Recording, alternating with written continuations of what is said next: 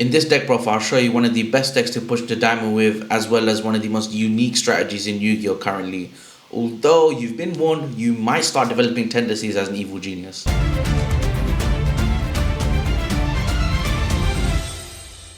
Yo, what is going on, guys? Welcome back to the channel. If you're new here, my name's Shahid. I create content for Master Duel and the Yu-Gi-Oh! TCG.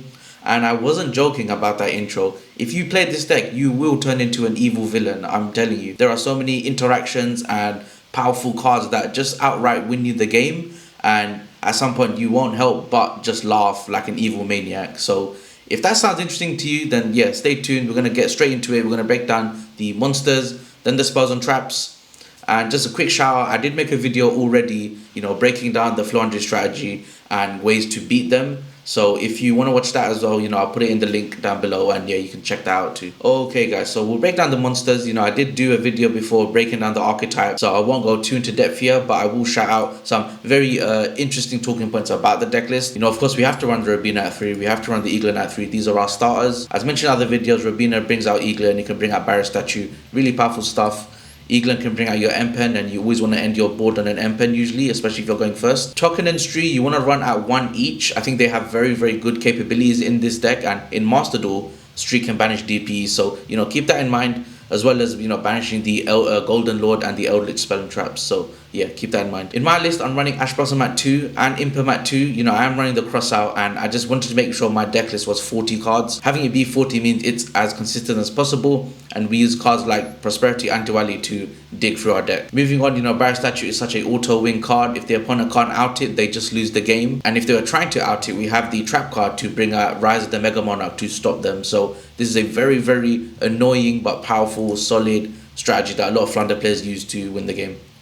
Dimension Shifter, another card that just says no to pretty much every combo deck that exists in the game. Having your combo pieces get banished is just really, really difficult to come back from. And while you're losing resources, Floowandereeze is gaining resources. Because remember, when you normal summon a Floowandereeze monster, the birds that are banished will come back to your hand. So it's a really scary momentum shift when this card resolves. Mist Valley Apex Avian is an incredible monster. It can bounce it back to hand to do an Omni Negate.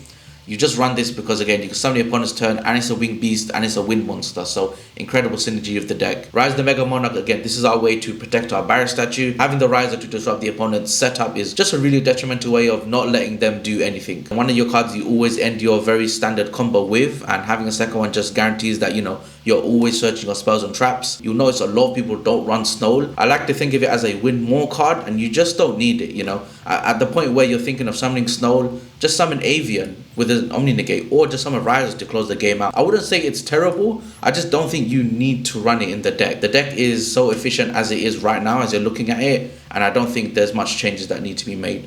Keep in mind as well, this deck's been in the TCG and OCG for a while now, and this is more or less the deck list that they use. So it's at this point an optimized deck that does really, really well in tournaments too. They top a lot of regionals and events. Okay, so the spell lineup is quite basic, but I'm going to run through these again quickly. We run the Harpy's Feather Duster for back row removal. It's also a great cross out target. I've done it in games where I resolve and negate an opponent's Feather Duster, and we just win the game, because that's a incredible momentum shift. We don't want our back row getting destroyed. We really don't. They're really powerful stuff. So having that Feather Duster is really, really key, and again has that cross out synergy. Terraforming, the Field Spell is one of the best cards in the deck. It unbricks like crazy, so we just run Terraforming to search that map. Next cards, like I mentioned, these cards dig through our deck. We don't care about special summoning. We don't really care about drawing cards either, because Diwali adds from deck to hand. Now, there are a lot of flex spots in my version of the list, and I've opted to run the Lightning Storm. And with Floowandereeze, you don't always OTK the opponent, so they will get a chance to set up. So when it's back to your turn, you flip Lightning Storm and you're having a good time. And we've already talked about Prosperity. We move on to the map. This card is incredible. I think the only drawback, which really isn't a drawback, it's just how the card works, is you have to reveal a level 1 Floowandereeze monster in your hand to resolve its first effect. This effect giving us a additional normal summon is really, really strong. We can play around Judgments, Solemn Judgments, and its second effect is broken. The fact that you can do your whole Floowandereeze combo if your opponent normal summons makes this a really scary card to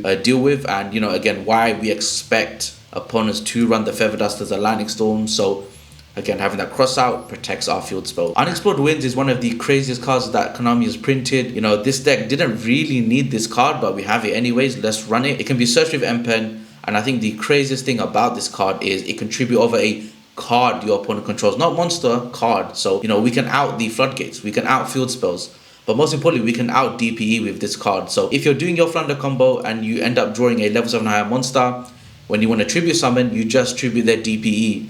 And because DP was tributed, not destroyed, it doesn't resolve in grave to bring it back next standby phase. And you know what? I have to shout out the second effect. I love resolving it.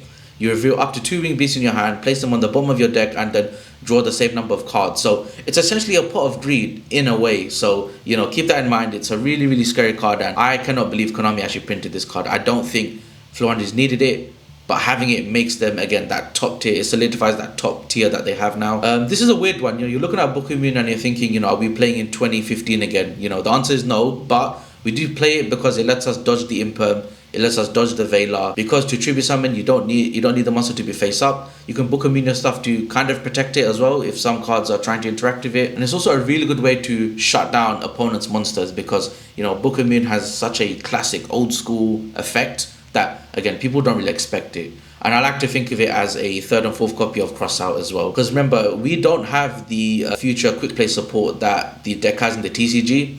So this is kind of our suboptimal way of getting rid of hand traps. Because if we get hand trapped, our Robina or Eaglin, we're struggling bad because we lose our extra normal summon and we don't get the search. So I think Book of Moon is one of the most important cards you can have in this deck, and actually, again, a really great tool to disrupt the opponent. Running Call by the Grave is a must in Master Duel. You know, we can out DP, we can out the Ash Blossom and other scary hand traps like Drawn and Lockbird too. Crossout is such an impactful card. In the mirror match, it can win you the game. Against hand traps, it can win you the game. I'm running 2 Imperms. You know, I want the deck to be 40, so I've kept it at 2, and that's just the ratio I like right now. Floowandereeze and the Dreaming Hand is an exceptional card. Allow us to do our whole Flounder combo on the opponent's turn, and if that resolves, we are more or less winning the game simply because we have that Raiza disruption or that Emperor disruption or the simple Omni Negate from Miss Valley Avian. But not just that, we can also just end up summoning the Barrier statue on their turn, and the opponent's most likely just going to surrender because they can't deal with that kind of pressure. So if you resolve the first effect, you end up summoning, let's say, a card like Empen, you can actually resolve the second effect in the same turn